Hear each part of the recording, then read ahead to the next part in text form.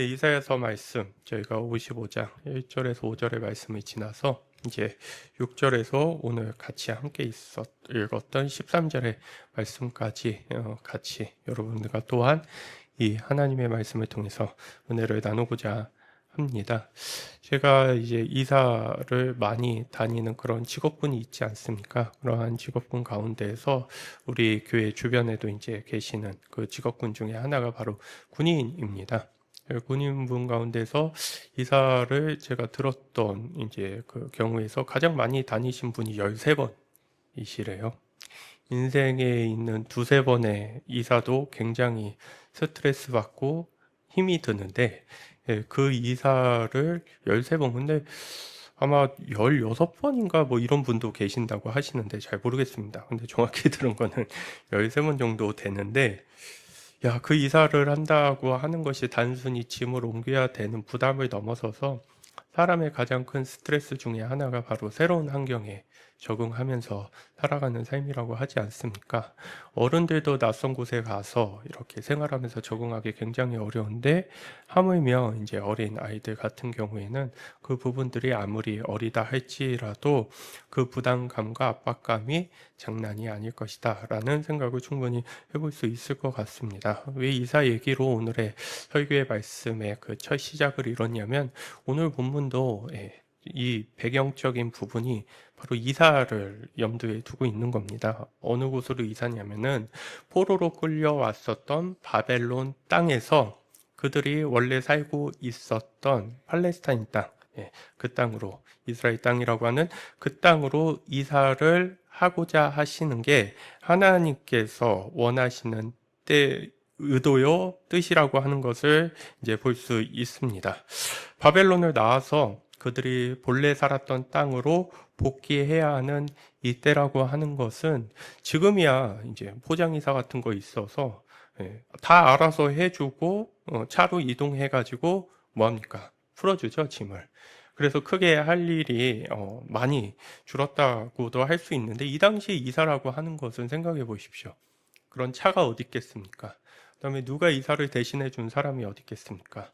준비를 하는데도 오랜 시간이 걸릴 것이고 이동하는데도 오랜 시간이 걸릴 것이고 또한 그들이 이동해서 살아야 할 땅에 대해서도 잘 모르고 있었던 상황 속에서 이들이 본래 살았던 땅을 떠나서 아무리 그들의 뿌리가 있는 땅으로 간다 할지라도 그들에게 있어서는 굉장히 어렵고 쉽지 않는 그러한 시기와 때라는 것을 생각해 볼 수 있습니다.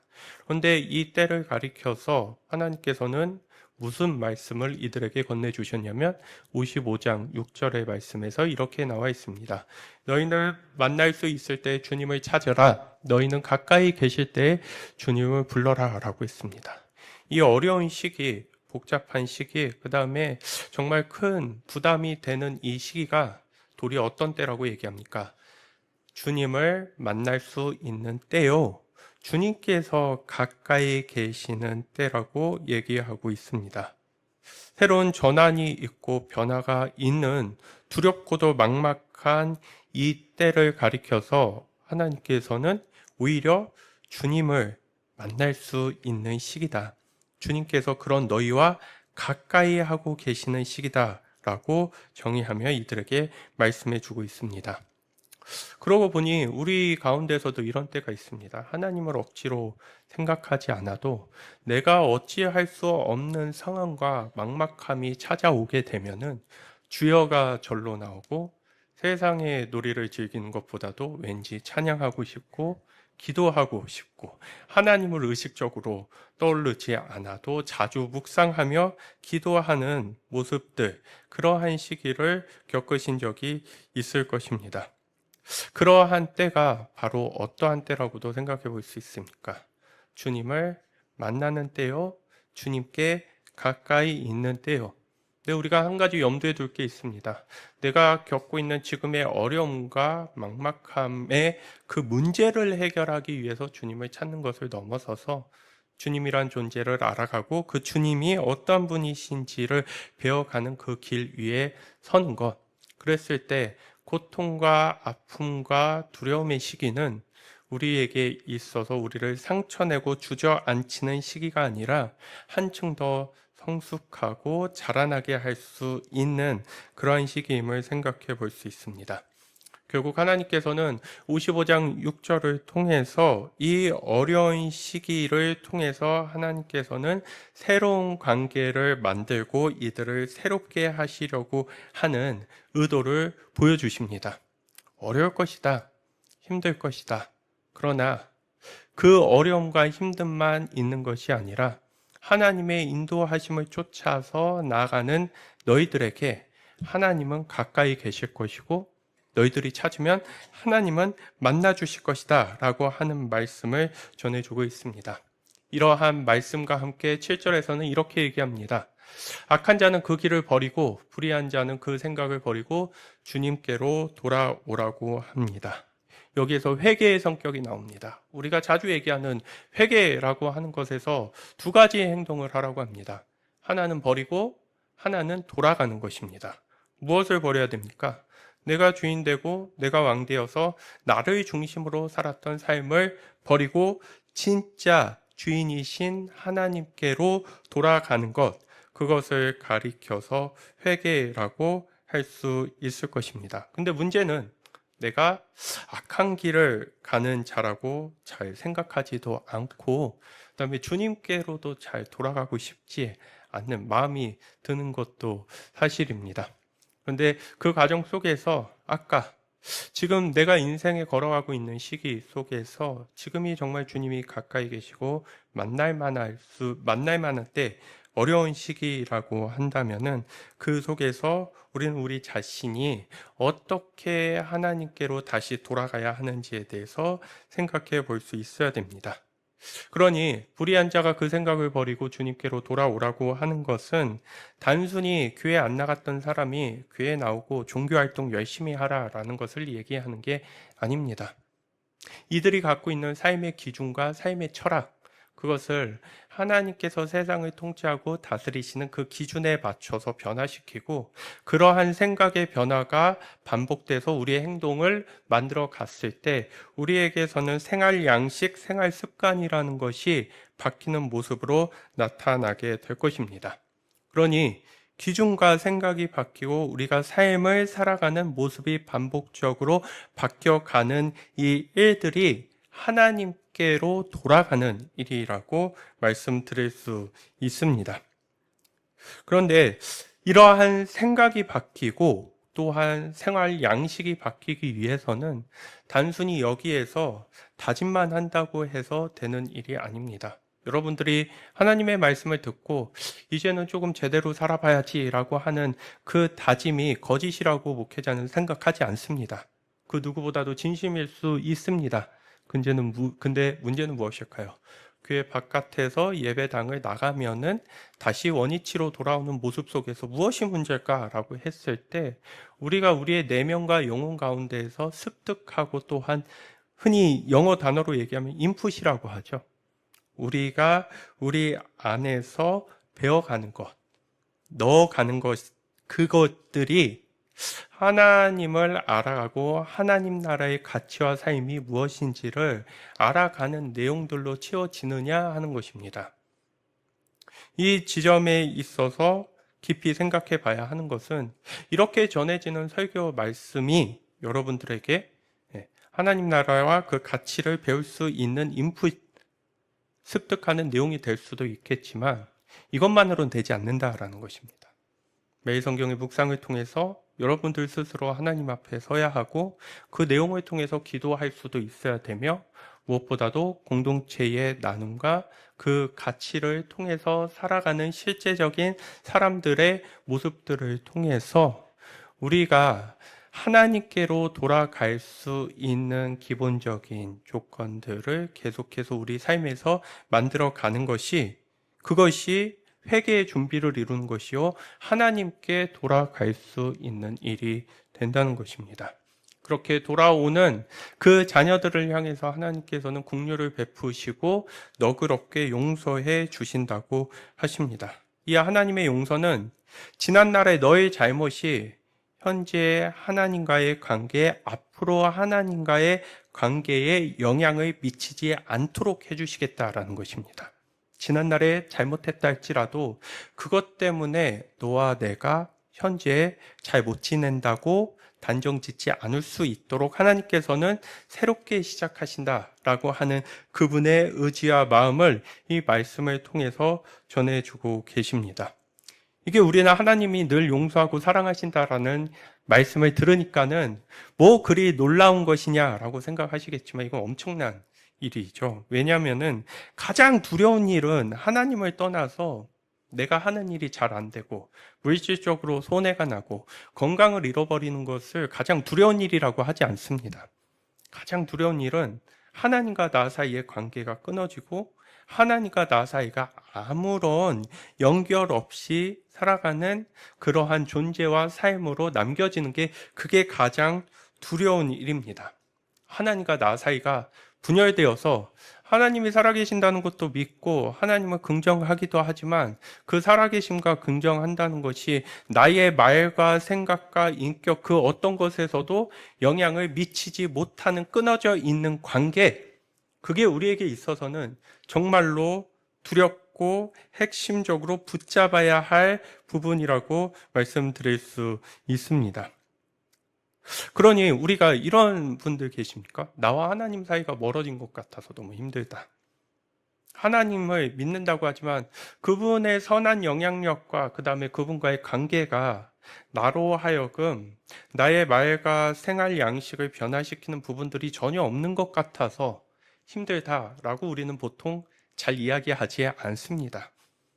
그냥 어려워. 그냥 내 뜻대로 안 돼. 내 마음대로 안 돼. 내가 생각한 대로 안 돼. 라고 하는 부분에 머물러 있지 정말 본질적인 관계. 나와 하나님은 어떠한 그 연결에 있는지에 대해서는 잘 생각하지 않는데 하나님은 그 부분에 있어서 진정으로 하나님께 돌아오는 자에게 하나님의 존재의 의미, 우리의 진정한 하나님과 아버지의 의미가 무엇인지를 알려주신다라고 하는 이 말씀을 전해주고 있습니다.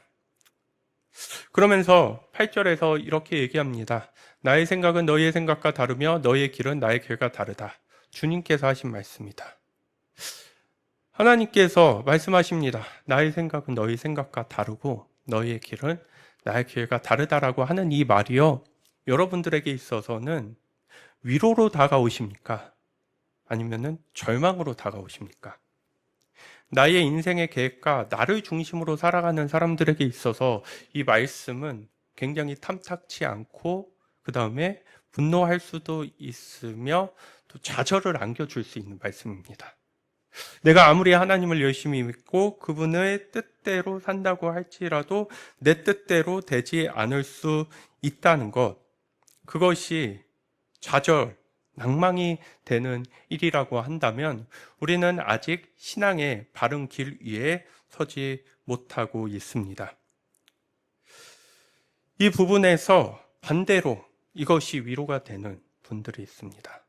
한 목사님의 설교 제목이 이 설교를 준비하면서 계속해서 떠올랐는데요. 내 뜻대로 되지 않는다는 것은 제가 언젠가도 한번 말씀드린 것 같아요. 생각보다 멋진 일이다 라고 하는 것은 무엇일까요?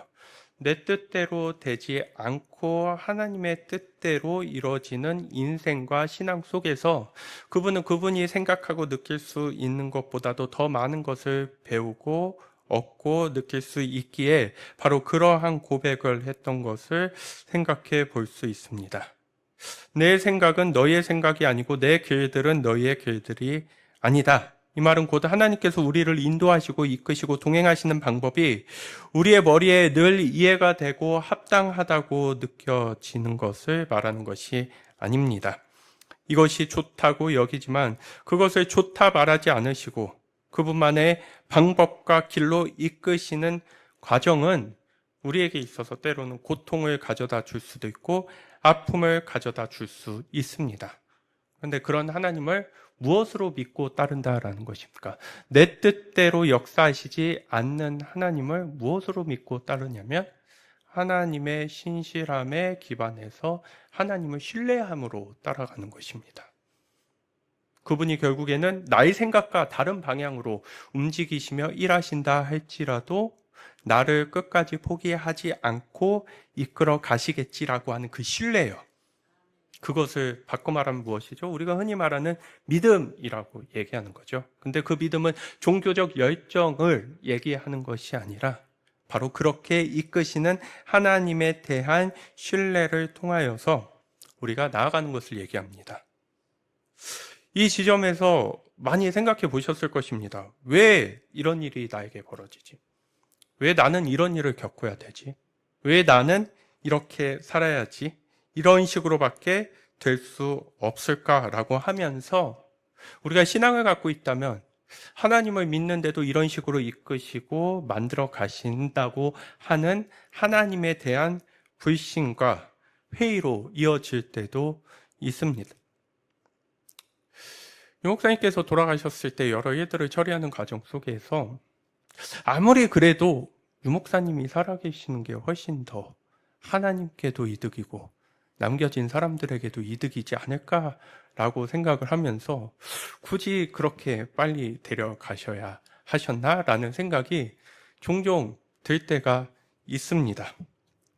근데 그게 무슨 생각이라는 것이죠? 저의 한 개인의 생각이라는 것이죠. 그런 저에게 하나님은 나의 생각은 너의 생각과 다르며 너의 길은 나의 길과 다르다라고 하는 것. 못내 아쉬움 가운데에서 이런 생각이 든다 할지라도 그것이 하나님에 대한 불신과 원망으로 이어지지 않는 것은 그 이후에도 여전히 하나님은 일하고 계시며 하나님은 역사해 가시니 뭐를 해야 됩니까? 정신 똑바로 차리고 그 하나님께서 앞서 가시려는 길을 뒤따라 갈 수 있는 그 신뢰가 필요함을 생각해 볼 수 있습니다. 내 뜻대로 되지 않는 세상에서 불평과 원망하는 일, 남들은 다 별일도 아니고 잘 넘어가는 문제가 나에게는 문제가 되는 경우가 발생하게 됐을 때 우리는 이러한 생각을 분명히 하게 됩니다. 그러나 내 뜻대로 되지 않는다고 해서 힘들다고 해서 괴로운 일을 겪고 있다고 해서 그게 다 끝이 아니다라는 말씀을 건네주고 있습니다. 이사를 하는 과정 속에서 차라리 거기에 머물렀으면 더 편하고 좋지 않은가라고 하는 지극히 현실주의적이고 그 다음에 누구보다도 냉철한 이성으로 계산하면서 판단했던 사람들이 있을 것입니다. 그런데 그런 그들을 향해서 하나님께서 주시는 말씀은 그 생각이 다르고 그 길이 다르다라고 하는 부분입니다. 내가 다시 웃을 날이 있을까? 내가 다시 마음 편하게 살 날이 있을 수 있을까? 너무 힘들면 그런 생각들 다 나시죠? 그리고 절대로 그렇게 돌아갈 수 없다고 느껴지는 과정 속에서 우리의 답답함과 절망은 더욱더 커지는데 하나님은 그런 우리에게 이 위로의 말씀을 주십니다. 뭐랄까요? 그건 네 느낌이고 그건 네 생각이고 그거는 네 계산인 거고 하나님은 그런 우리에게 절대로 바뀌지 않을 것 같은 그러한 미래를 이미 살고 있다고 생각하는 우리에게 그렇지 않다고 하십니다. 바뀌는 경우도 있습니다. 이보다 더 나쁠 일이 있을까라고 했을 때 아마 인생의 연륜을 이제 깊이 있게 가져가신 분들은 그런 말 함부로 하면은 안 된다. 더 나빠질 수 있다라고 하는 것도 아실 수 있겠죠.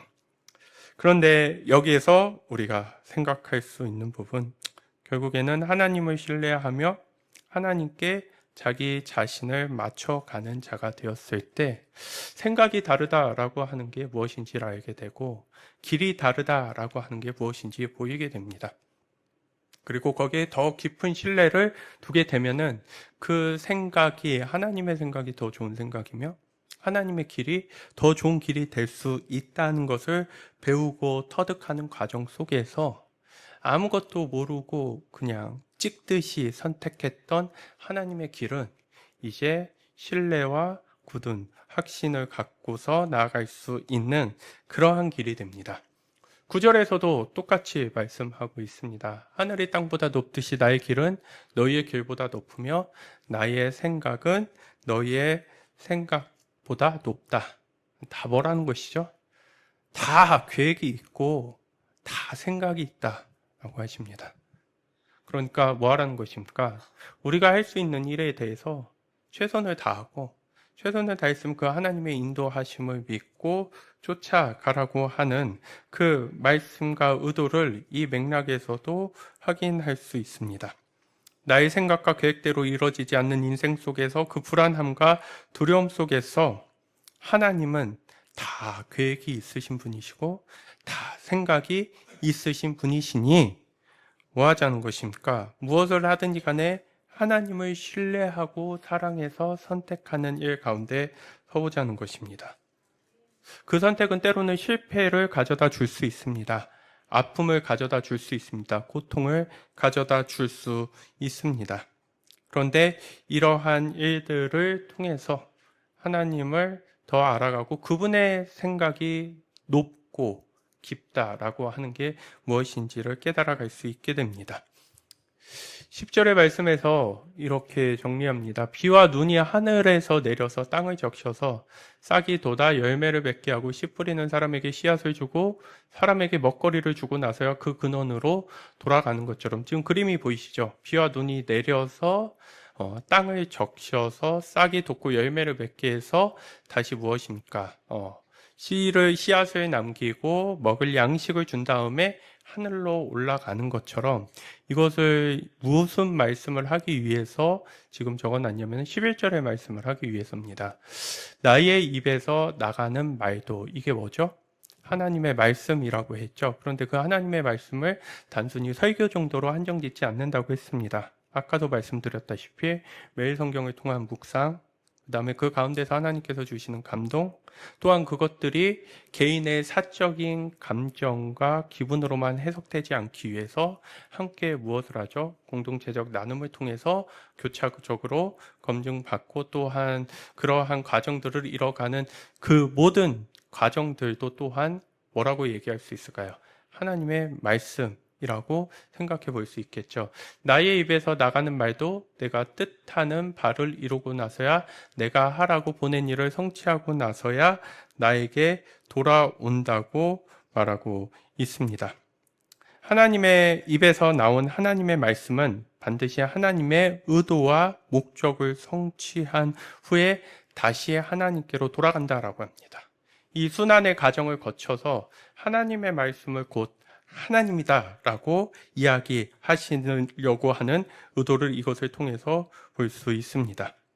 하나님의 말씀이 반드시 이루어진다. 하나님이 하시려는 일은 반드시 이루어진다. 그 신뢰, 하나님의 말씀이 이루어진다라고 하는 그 신뢰가 우리로 하여금 전혀 그 말씀을 쫓아서 살아가면은 너무나도 큰 손해와 어려움을 겪을 것 같던 상황들 속에서 바른 선택을 하고 포기하지 않는 선택을 하며 나갈 수 있도록 만들어줍니다. 이 당시에도 그랬겠죠. 하나님의 부르심을 받은 하나님의 예언자들은 인간의 근시안적인 그 시각이 결국에는 악한 길을 택하게 만들었고 하나님의 생각과 하나님의 길을 저버릴 수 있도록 만들 수 있는 가능성이 있다고 생각했습니다. 그런데 그럼에도 그들이 포기하지 않았던 건 무엇일까요? 하나님의 말씀을 가지고서 이 말씀이 한 개인에게 스며들고 하나님의 자녀에게 마치 땅을 적시는 물처럼 녹아진다면 그 사람이 어떠한 모습을 보인다라는 것입니까? 하나님께서 뜻하시는 바를 향해서 살고 나아가게 되고 그 다음에 내가 하라고 보낸 일을 성취하는 자의 모습으로 서게 된다는 것을 말하고 있습니다. 비와 하나님의 말씀은 둘 다 하늘로부터 와서 효과적으로 능력을 발휘하고 결코 실패할 법이 없다는 것을 알려주고 싶으십니다. 하나님의 말씀은 하나님의 뜻을 반드시 성취하고 회개하라는 부르심으로 이끌어내서 이 하나님의 말씀이 우리 가운데 온전히 임했다면 우리는 뭐 하고 싶어집니까? 기분이 좋아지고 뭔가 건강이 좋아지고 컨디션이 좋아진 것이 아니라 악한 길을 버리고 하나님께로 돌아가고 싶어집니다. 악한 길을 버리고 하나님께서 말씀하신 그 삶을 향해 살아보고 싶습니다. 하나님의 말씀은 그래서 하나님의 뜻을 반드시 성취하고 회개하라는 그 부르심의 능력을 갖고 있다고 말하고 있습니다. 비와 마찬가지로 결국에는 뭐하게 합니까? 하나님의 말씀이 그 영혼에게 임했을 때 사람이 자라나게 되고 인생 가운데 열매를 맺게 하고 사람에게 먹거리를 준다는 것, 그것은 무엇입니까? 진정한 생명, 지난주의 말씀처럼 영혼이 살아있는 자로 만드는 그 모습들과 역할들을 감당한다는 것을 보여주고 있습니다. 그러니 하나님의 말씀이 제대로 스며든 사람들은 무엇을, 어떤 일의 증인이 됩니까? 역시 하나님은 하나님이시다 라고 하는 것에 있어서의 증인이 된다는 것을 생각해 볼 수 있습니다.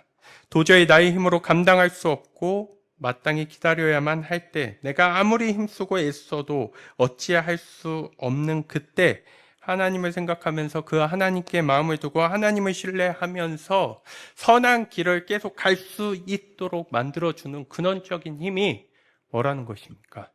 하나님의 말씀이라고 말하고 있는 것입니다. 그러면서 11절에서 이렇게 얘기합니다. 참으로 너희는 기뻐하면서 바빌론을 떠날 것이며 평안히 인도받아 나올 것이다. 이게 지금 어떤 자리죠? 아까 말씀드렸던 것처럼 좋은 자리가 아니에요. 기뻐하면서 나올 수 있는 자리가 아닙니다. 고생길은 열려 있고 우리가 이것을 왜 가야 하는지에 대해서 끊임없이 생각할 수 있을 정도의 어려운 길입니다. 그런데 그 하나님의 말씀이 임해서 사람이 자라나고 하나님이 주시는 열매를 먹으며 하나님의 생명으로 살아가고 있다면 자기가 거주하고 있었던 현실에 안주하고 싶었던 그 땅을 떠나는 과정 가운데서 불평과 볼멘 소리가 아니라요. 왜 나지? 왜 내가 해야 되지? 왜 내가 이렇게 살아야 되지? 왜 내가 그 길을 가야 하지? 라는 것이 아니라 새로운 그 길과 모험을 향한 감사와 기쁨, 용기를 통해서 그들은 어려운 길을 가고 있지만 평안이라고 하는 것에 붙들리면서 나아갈 수 있게 됩니다.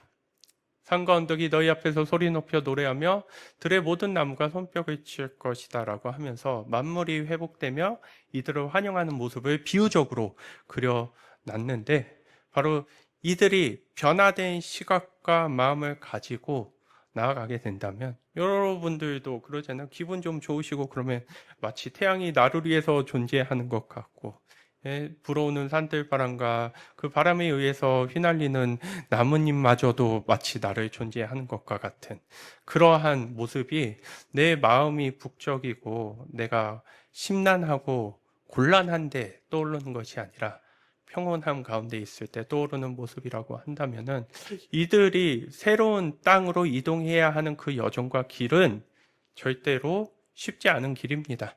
그런데 그 길 안에서 기쁨이 있고 평안이 인도받음이 있고 회복된 그들의 모습을 통해서 하나님께서 창조하신 세상의 아름다움이 보인다는 것. 이것이 신앙의 힘으로 신앙을 가지고 참되게 살아가는 자의 시각이자 모습임을 보여주고 있습니다. 구원받은 하나님의 백성은 말씀을 가슴으로 받고 무엇으로 합니까? 순종하는 자의 자리로 나아가 봅니다. 어렵다고 하지만 한번 해봅니다. 그 가운데서 내가 구원을 받았다고 하는 것을 이 순종을 통해서 확인합니다. 그게 언젠가 말씀드렸죠. 저에게 물어볼 일이 아니라 이들에게는 내가 구원받았어? 이거를 어떤 사람에게 물어보는 게 아니라 하나님이 무너진 그 땅을 새롭게 하시려는 그 일 가운데 자기 자신들이 동참하고 있는가?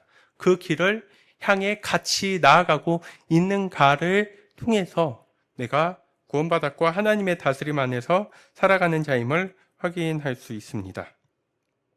그러면서 13절에서 이렇게 얘기합니다. 가시나무가 자라던 곳에 잣나무가 자랄 것이며 찔레나무가 자라던 곳에는 화석류가 자랄 것이다. 이것은 영원토록 남아있어서 주님께서 하신 일을 증언할 것이라고 말합니다. 여기에서 나오는 찔레나무, 가시나무가 창세기 그 3장 17절, 18절에서 범죄를 하고 난 이후에 땅이 저주를 받아가지고 가시덤불과 엉겅퀴를 낼 거라고 했을 때 그 나무입니다. 그러니까 이건 뭐를 상징하죠? 가시나무 같은 경우에는 죄로 인해서 파괴된 에덴 동산의 풍요를 예전에 그런 시절이 있었다라고 하는 것을 상징하는 게 가시나무입니다. 인간의 죄 때문에 피조세계 전체가 왜곡되고 오염되었다라고 하는 그런 1차적인 상징이 뭐로 나타난다는 것입니까? 가시나무로 나타난다는 것입니다. 찔레나무 마찬가지로 예수님께서 쓰셨던 가시 면류관을 얘기를 하면서 이건 역시도 마찬가지로 우리의 죄를 상징하는 그러한 나무라고 할 수 있습니다. 이 가시나무와 찔레나무 같은 경우에는 농부에게는 아무런 유익과 열매를 주지 못하면서 주변에 좋은 식물이 자라지 못하도록 숨을 막고 찌른다라고 합니다. 그래서 이 당시에 에스겔서에서는 하나님의 말씀에 대적하는 악한 사람들을 뭐로 비유하고 있냐면은 찔레와 가시로 비유하고 있습니다. 그래서 이들은 다 뭐 해야 하는 것이죠? 하나님의 입장에서는 다 불태워서 없애버려야 하는 그러한 사람들이죠. 근데 이것을 나무로 보기는 했지만요, 우리를 한번 보시기를 바랍니다. 나는 어떤 나무일까요? 여기에서 잣나무하고 화석류가 좋다는 거는 이제 제가 말씀드리지 않아도 다 아실 것입니다. 가시나무가 뭐죠? 남을 숨막히게 하고 찔리게 하는 것. 자신의 죄의 영향력으로 남을 괴롭게 하는 삶을 사는 것. 그래서 남도 제대로 그 선한 하나님의 형상을 발휘하지 못하게 하는 그러한 사람들의 모습을 가리켜서 뭐라고 얘기할 수 있습니까? 가시나무라고 찔레나무라고 이야기할 수 있을 것입니다. 이것은 곧 죄의 결과와 영향력만 가득 찼던 환경과 사람들과의 관계 안에서 더 이상 죄의 영향력으로 맺어지는 관계가 아니라 선한 영향력으로 맺어지고 회복되는 관계를 얘기하고 있습니다. 죄의 권세가 만들어 놓은 삶은 여러분들께서도 다 아시다시피 미움이 있고 증오가 있고 원망만 가득해서 내 주변에 누구도 편하게 쉴 수 없는 것은 아주 당연하죠. 근데 문제는 뭘까요? 그런 나도 편하게 쉴 수 없어서 나와 너가 우리가 모두 불행한 그러한 상태를 가리켜서 가시나무가 자라던 곳, 찔레나무가 자라던 곳이라고 얘기할 수 있을 것입니다. 그런데 하나님의 말씀은 그 말씀을 통해서 변화되고 새로운 삶을 향해 나아가려고 하는 자들에게 더 이상 가시나무가 찔레나무가 지배하는 세상이 아니라 나도 살고 너도 살 수 있는 세상으로 만들어 가시고자 하는 하나님의 의도를 보여줍니다. 현재를 넘어 하나님께서 하실 일을 보는 용기와 믿음에 대해서 여기에서는 말해주고 있습니다. 이것은 영원토록 남아서 주님께서 하신 일을 증언할 것이다. 지난주에 우리가 증인이 무엇인지 설명했죠. 하나님을 열심히 믿는 사람, 종교적 일에 매진하는 사람, 그러한 사람들을 증인이라고 하지 않았습니다. 그의 존재와 삶에 있어서 회복되었다라고 하는 게 무엇인지를 보여줄 수 있는 삶.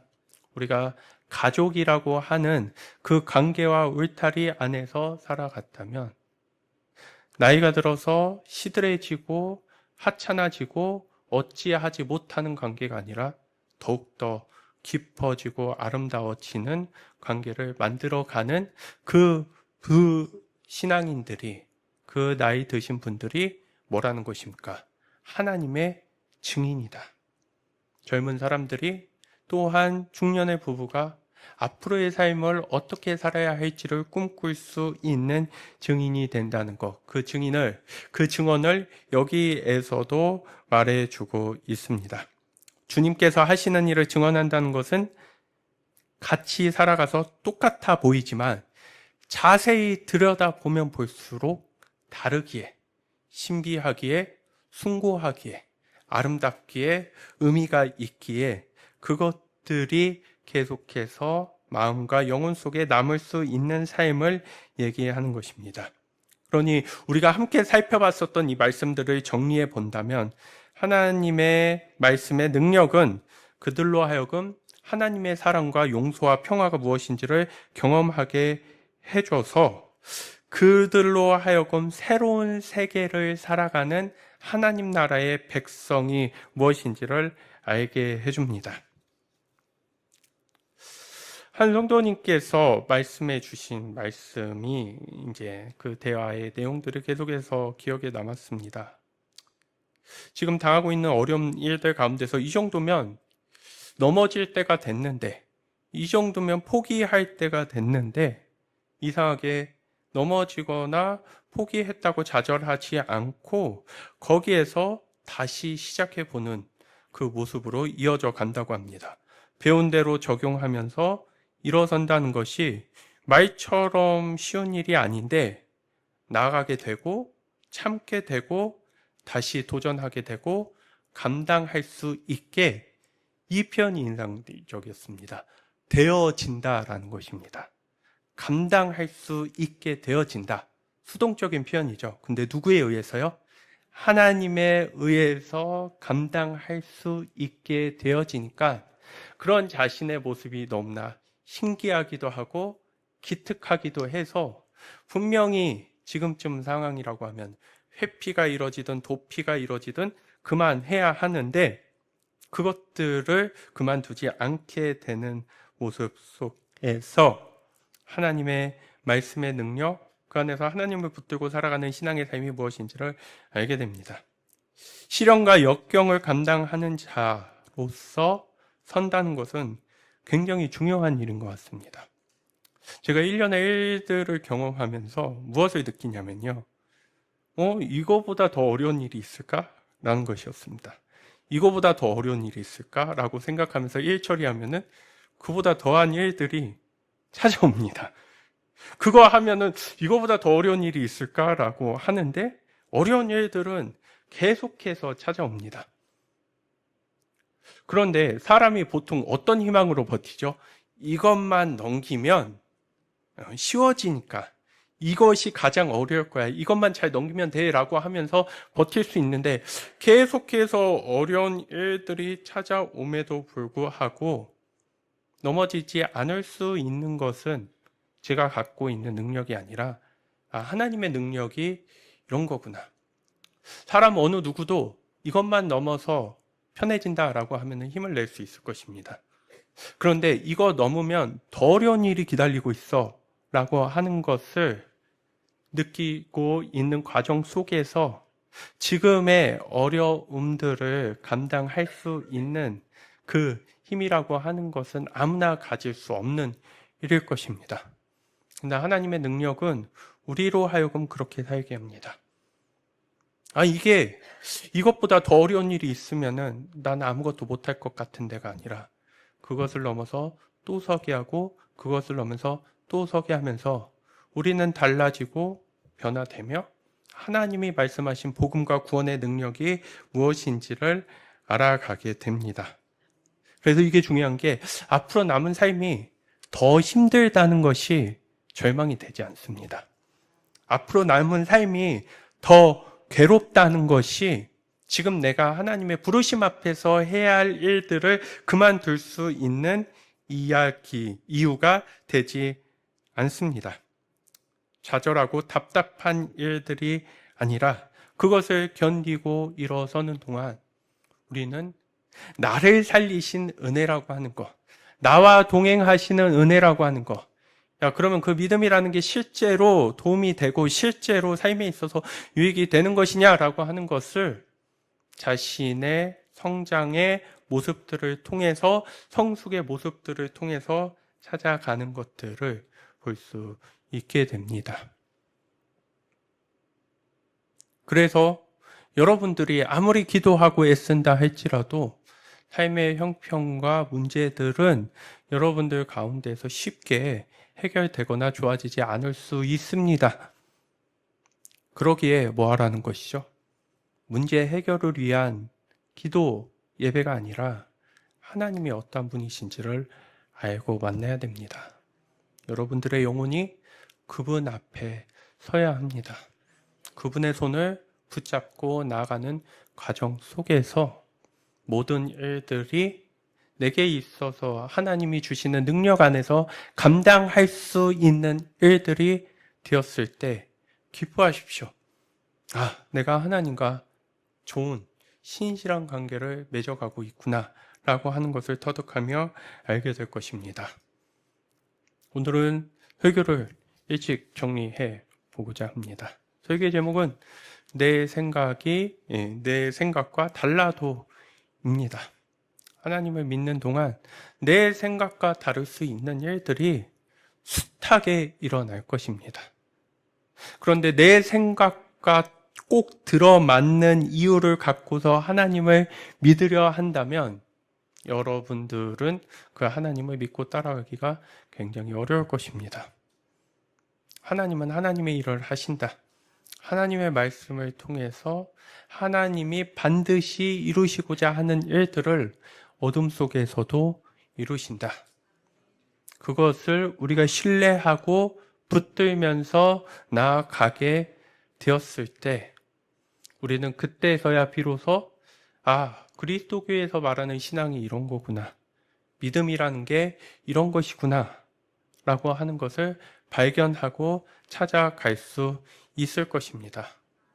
그 하나님을 꼭 붙들어서 더 어려울 수 있는 여러분의 삶에 여러분들이 주눅들지 않고 지레 겁먹고 포기하지 않고 그 삶의 거친 풍파 속에서 상처 입고 망가지는 사람들이 아니라 오히려 그것들을 더 뛰어넘어서 진짜 괜찮은 사람, 멋진 사람, 하나님이 다스리는 하나님의 통치가 있는 하나님 나라라고 하는 새로운 세계를 살아가는 하나님의 백성이 되어서 자녀가 되어서 그 속에서 다시 우리에게 주어진 이 세상을 회복해 가시는 하나님의 일에 동참하시는 우리 귀한 응답교회 성도님들 되시기를 주님의 이름으로 축원드립니다.